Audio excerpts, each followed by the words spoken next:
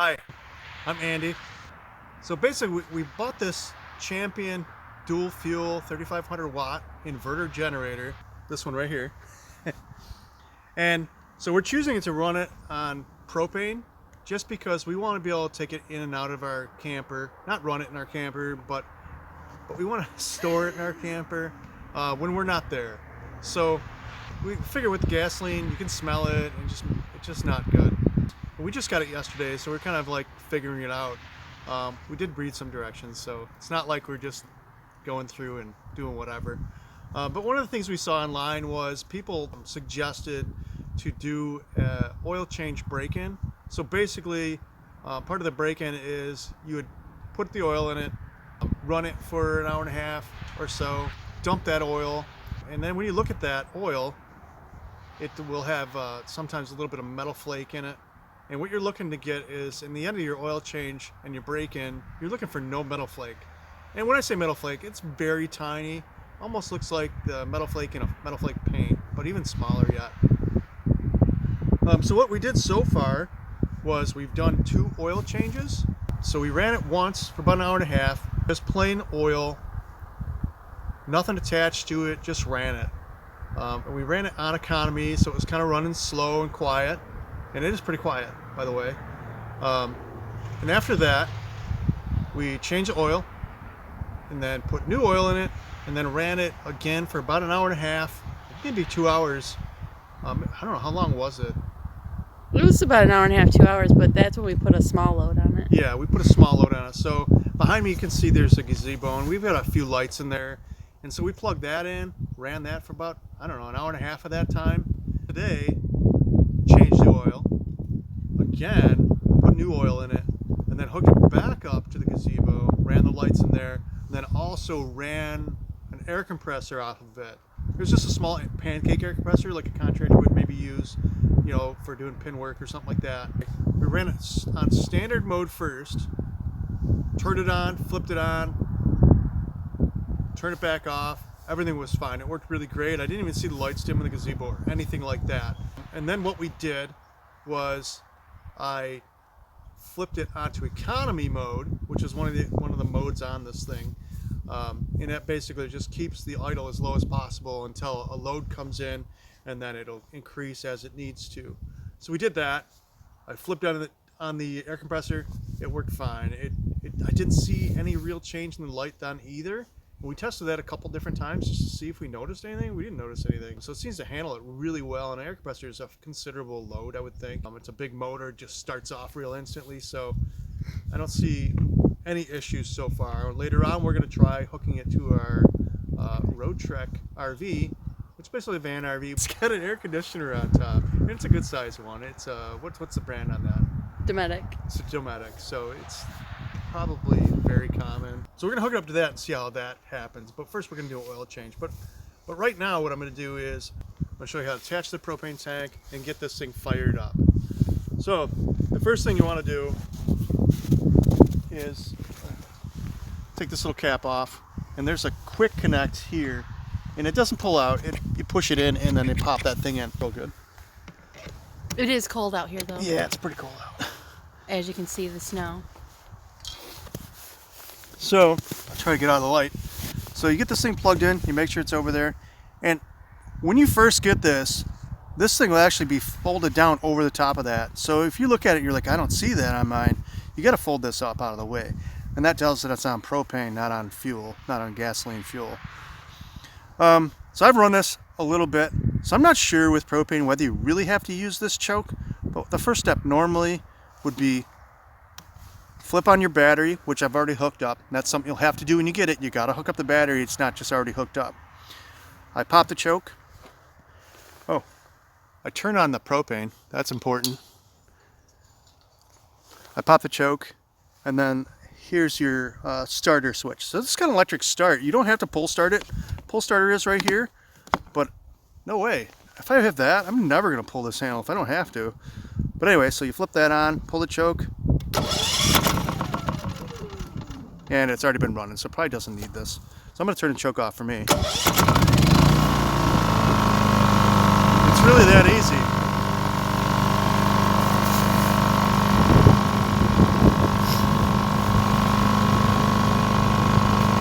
So right now I've got it on economy mode. And economy mode just basically keeps this idle low. And that's part of what keeps this unit quiet.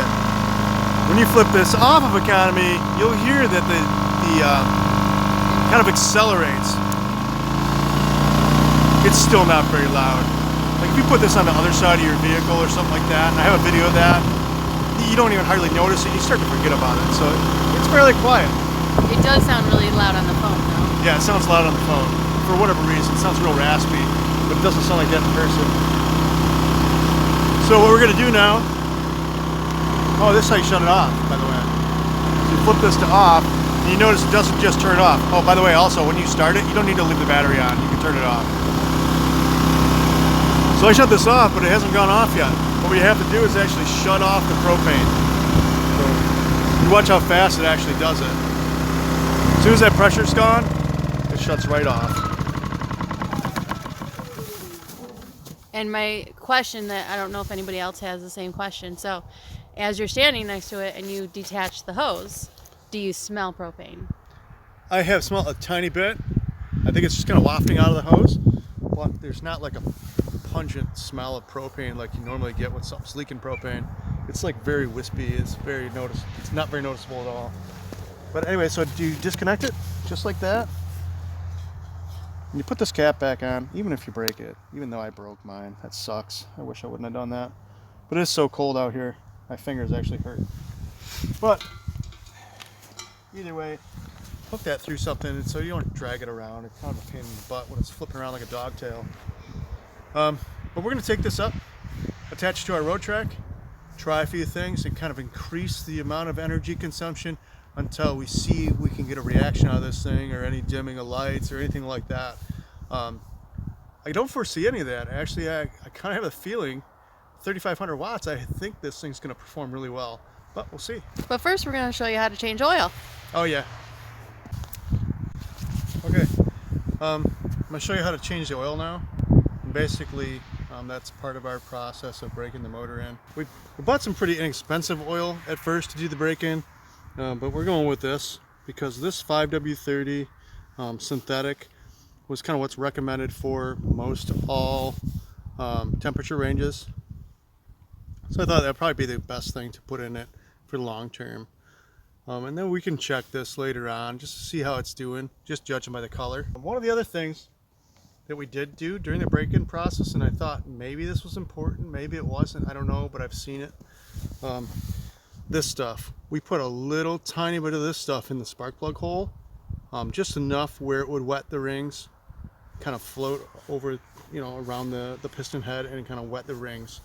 It was just enough, and we had to tilt the generator to get the piston head flat, and you can see that by just kind of looking at it where it would be standing upright. So that's called? Yeah, that's Marvel Mystery Oil. And I don't know anything about this stuff, but what I do know is other people were doing this, and I just did it. So good or bad, I did it. You'll show them where the spark plug is once you have the thing open, right? Because I don't know where it is. So far, with our two different oil changes, and this might be better highlighted, like looking through it, but you can see maybe there's a color difference. This was the first oil change with the cheap Dollar General oil. It was like $1.95 a quart. And then we swapped it out. Same oil, but you can see the difference in the color. So there was definitely a lot of gunk going on inside there when it was brand new. And I think it was really worth doing the oil change. And this was even under load too. So you can see the huge improvement. So I think at this point, I'm just going to swap it out for the good stuff and call it a day. And then we're just going to try it out in the camper.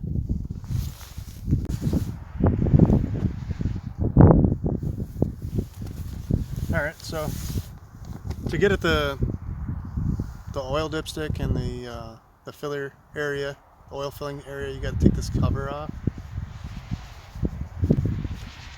I just use a Phillips head, but you can use a flat blade. It doesn't matter. It does either. Into this, so it's you gotta mess with it. Oh, so this is what's inside this whole thing. This one makes it so darn quiet. So with an open frame generator, you'll have none of this trapping that sound and deadening it. This stuff works pretty good. So you'll see there's a tube going from the base of the crankcase, and then it just comes up and kind of sticks onto whatever this thing is. This is nothing. This is just a place to put that hose. This is just attached, and that hose doesn't go anywhere. It just stops. All you do is pop it off there. There's no hole in this or anything. It's just a stud that you pop this on just to store it so it doesn't get dirty and gross inside, or so oil doesn't leak out. That would be bad.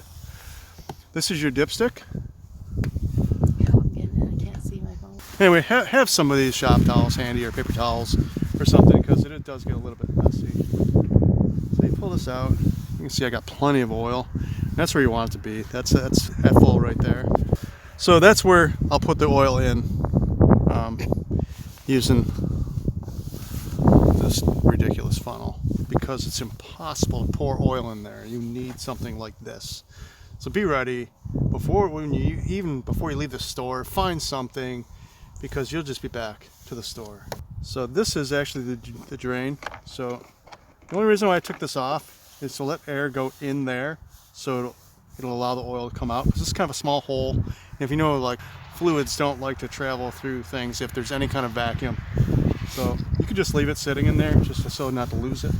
I use these water bottles, but it will completely fill this and then leak a little bit. So if you pay attention, you would, when it gets up to the top, you can stop, pour a little bit out in something, and then finish off. But why I use the little water bottles is, one, they're clear so I can see if there was metal flake, and two, this thing shoves in there perfectly and then will hang. So the only thing is, at first it's like a little springy, so you're gonna hold it down. I'd hung something across it just to keep it down like that, and then as that fills up, it'll hold itself down. But this takes quite a few minutes. Really? Are you blind? Did you not see me before we came out of the house, silly girl? You dope. Really? Yep, You got there she is pee on in the all her video? glory. It's our Moki. Momo. Hi, baby. Weirdo. She needs glasses. So this is our oil we took out of here last. Well, obviously just now it's come out. Ooh, magic. It's the magic of YouTube. But yeah, so you got to be careful, because this thing really fills up, and it seems to be getting a little bit lighter. Maybe not. I can't tell, but that's the last one we just did. Looks like maple syrup now. I don't see too much of a difference. This does look a tiny bit darker to me when you look through the top. You can see it's kind of light right there. That one's a little darker, but that could be just some crap in a bottle. That's the very first one. That one's really gross. Yeah, that dark, nasty one. So if this tells you anything, at the very, very, very least, guys, do your oil change at least once during your break-in, because it is definitely nasty. Obviously, you got to pop this guy back on this stud I was talking about earlier. It's worth wiping everything off too, even though it's not too bad. It's just, I know that oils and stuff sitting on plastics and rubbers do tend to break them down over years and years. You know, why not take the extra step and just kind of wipe it off?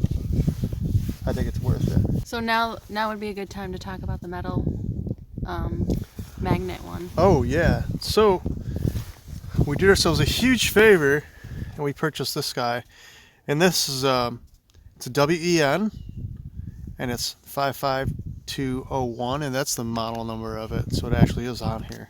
It doesn't really say much on here except for made in China and a UPC code. But basically, what this thing is, well, let me explain what it is first, and then I'll tell you why not to buy this. What this is, and it's a good idea, is this is an aluminum dipstick, and it has a magnet on the end. And that'll catch those kind of random little tiny chips of metal we were talking about earlier. And they're tiny. I mean, they're really tiny. So that would just kind of turn gray on the end, and you wipe it off and go again. So it's good to have one of these. The only thing is, we bought this and we were wrong. It doesn't fit it.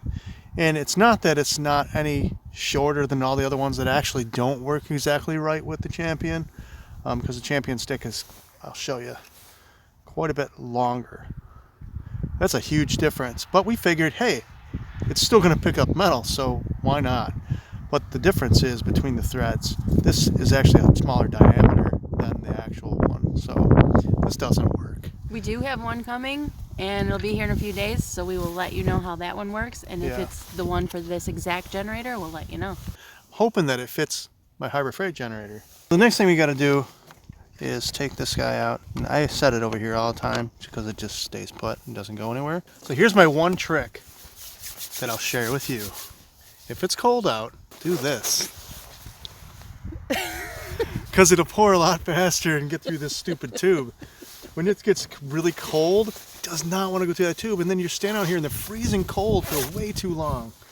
So this really speeds up the process. So keep your oil warm. The thing that you're going to want to do, put your funnel in there, but make sure you leave some airspace so air can get past this. Once oil gets around this, it stops wanting to go in it. I can't explain why, and I don't care why. It just doesn't work so good. What you're going to want to do is you want a little bit more than half of this cord in before you double check where your dipstick reading is. A little more than half of this quart will get you real close, and then you just kind of fine tune from there. And remember, we're just using 5W30 because that's going to work for us.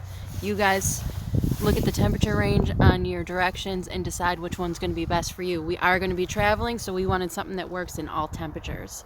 And synthetic, I thought, was the most important part of this. So we're almost to halfway on this. I'm going to try to get somewhere down around here, and then I'm going to check the dipstick. When you're checking your oil dipstick, have your generator kind of level. Is the spark plug over here? The spark plug is over here. It's actually right here. So This is where the spark plug's at.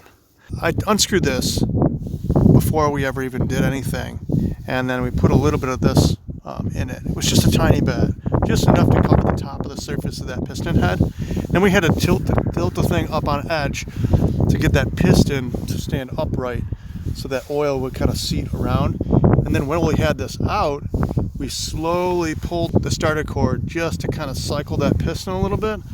And what we were hoping was that the stuff would kind of get into the rings and lubricate everything. So, but I'm going to put this back on before I forget. Let's see where we're at.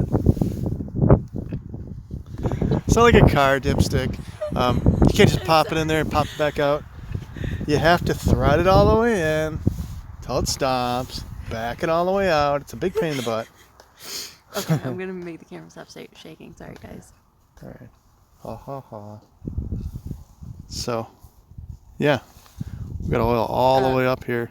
So we can go a little bit further. I can get a little bit more oil in here. You can see like these two little triangles or whatever they are, diamonds, aren't coated with oil.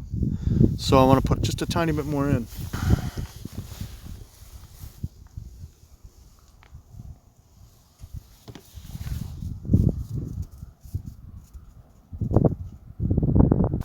And then you wipe off your dipstick with a rag. I use my fingers because, you know, I'm a man's man. Now I'm going to wipe off my hands because I got it everywhere.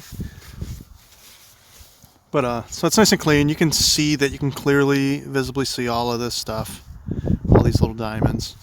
So once I put this in, you don't have to crank it. And even when you put this thing on, just a little bit of a torque. Nothing big at all. Just snug it. Just snuggy. All right. That's what you're looking for. Right where we got there, that's full. Exactly what you want. You really can't make out. Yeah, you really can't make out any of those little diamonds. They're kind of gone. They're just obscured. It's kind of glossed over by the oil. So, and again, that's what they would look like. Obviously, without oil, you could see all those little shapes. So we got exactly the right amount of oil in this thing. No problem. What do you think, Moki? You like it? Baby. I'll not cover my oil.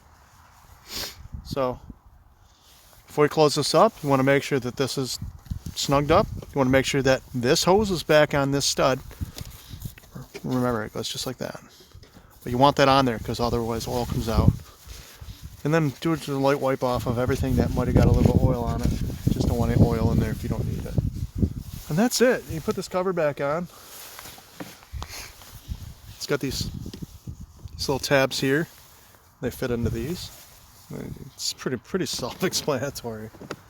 That's okay. You can explain it for me. I can go back and look at our own YouTube for when I have to use the generator by myself. Right. Like I said, flat or Phillips head. That screw is kind of designed for both, so it's really easy for anybody. I mean, you could use a quarter. We use quarters for everything. Make sure it's on there good, because like I said, that's what sound deadens everything. I think we're ready to test it out on our road track. Yeah. We'll see you there. So, when you look at the generator, it's a fairly heavy generator. You're not going to want to pick it up and move it. I can tell you that right now. I'm a pretty strong guy, and I don't like picking it up. It's not cool. I did pick it up to put it on a table, so when I was doing oil changes, it was easier. But I wouldn't want to have to do that all the time. It's really not that kind of generator. It's not a little 40-pound where you can just carry it around like a suitcase. It's beefy, and you can see it's got 2 handles on it. Just these 2 handles. So, but the good news is, that's not the primary way you'd move this around. The great part about this is this. You just haul away like a wagon.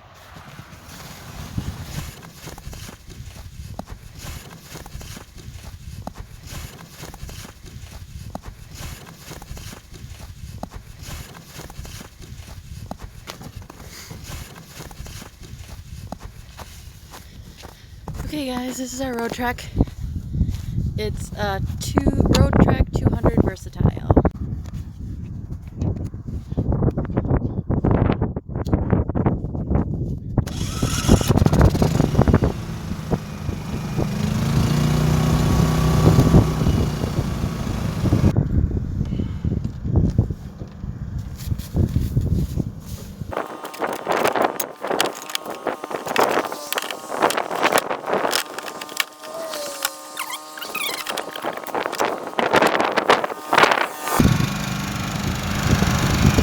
Okay, so this is the first time that we are plugging it into our road track, so.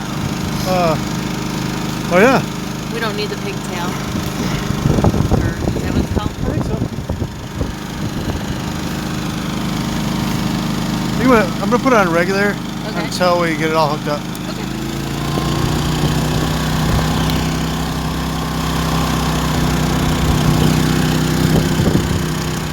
Alright, let's go inside and see what we can run. Okay, this is our road truck. Well, I've been walking around in here, so your feet are probably gonna go wet. Oh, nice. Everything's Winter. winterized. But we're planning a trip to Florida, so we have to get everything ready. So what do you want to try first? Going to Florida. You go to Florida, yeah, me too. It's going. And there's You no can't water hear in the that at line, home, so probably. it's just running. I'm gonna shut it off because there's no need to keep it on, but we know that it runs. Yeah. So the battery is not on. I've made sure I have that shut off. Lights work. The generator. If I can figure out.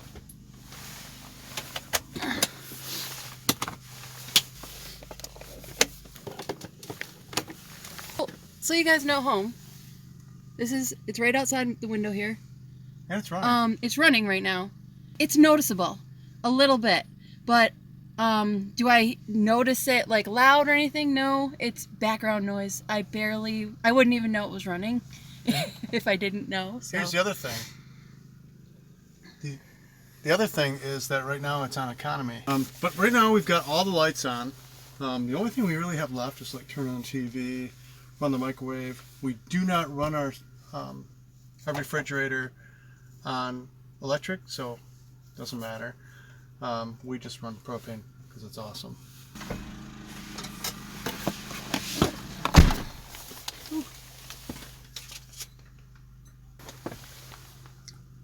This is pure Western New York buffalo snow. We're not actually in Buffalo, but we're close enough.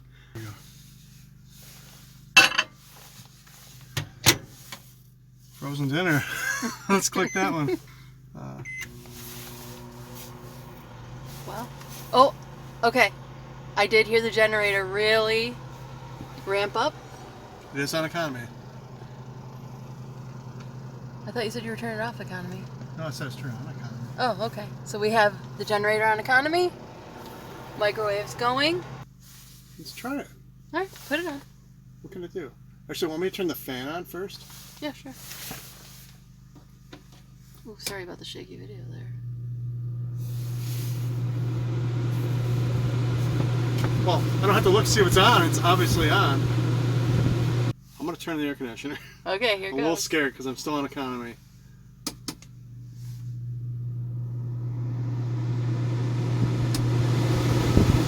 Wow.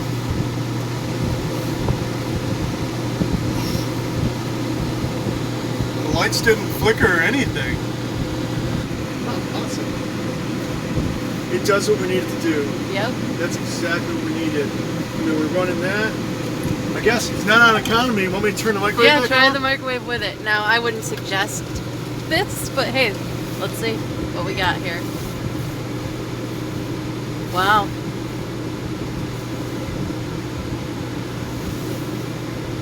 And we have all our lights on, every All of our single lights on. light on in Want to turn here. that TV on? Yeah, I have to plug it in first. Oh. Remember, we're set up for winter.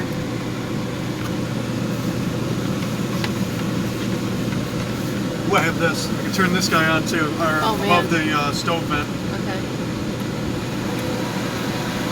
We're still Full going, power, guys. lights on. We are still going. That's awesome. And it's a propane tank. Wow. So it's supposed to get more wattage using gasoline. So I mean, if you don't care about using gasoline, not a big deal. Because I mean, we're running everything we've got. She's just going to turn the TV, but I suspect that's not going to do much at all. Make much of a difference.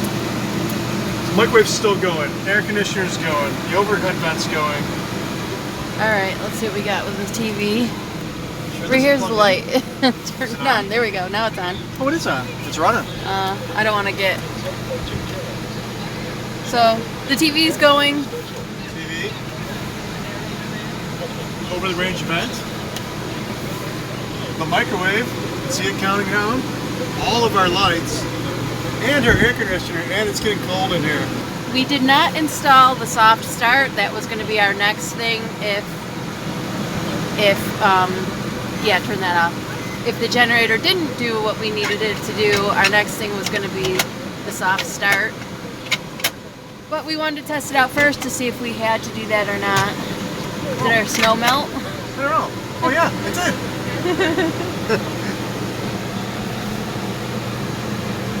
It's not Nice. boiling hot, but it's only in there for a couple minutes.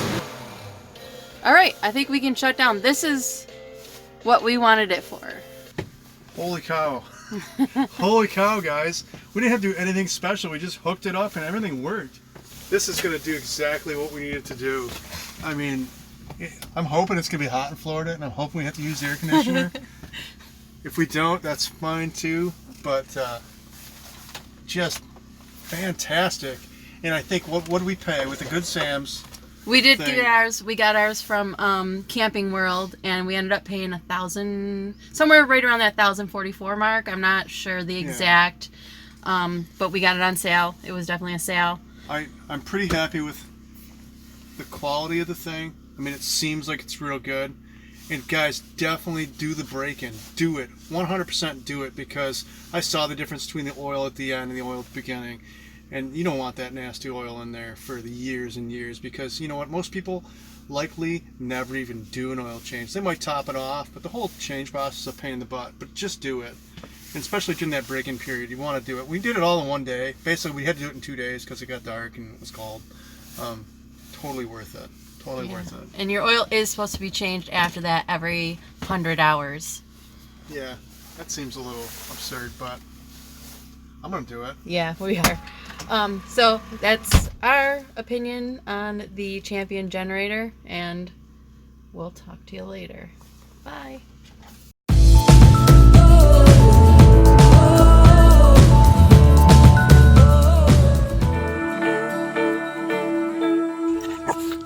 Yeah, I love you.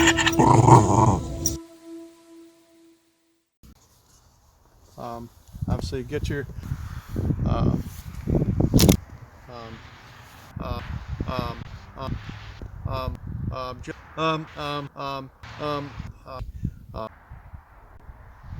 all right, so We want to be able to take it inside of our camper, just for safety kind of sake. Not running. What's that? Not running. Not running? In our camper. Oh yeah, not running. No. Should I start over and just say all that again? All right, I guess we're going to talk about the Champion dual fuel 3,500 watt inverter generator.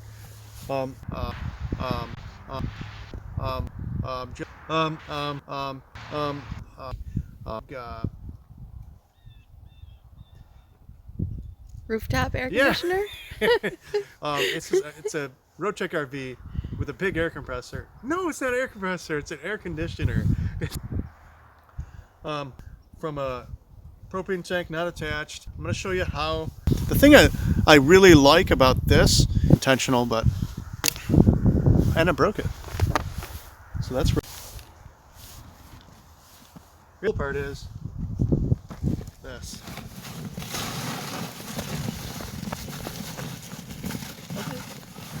Let me drag it out of the frame. Basically your dipstick. Oh, you know what I should do? I should have a cloth. Where is it? They blew away. Oh, you serious? Yeah, they're behind. You tell me. Oh. I thought it'd be fun that you gotta go get them. Thick fluids, thick.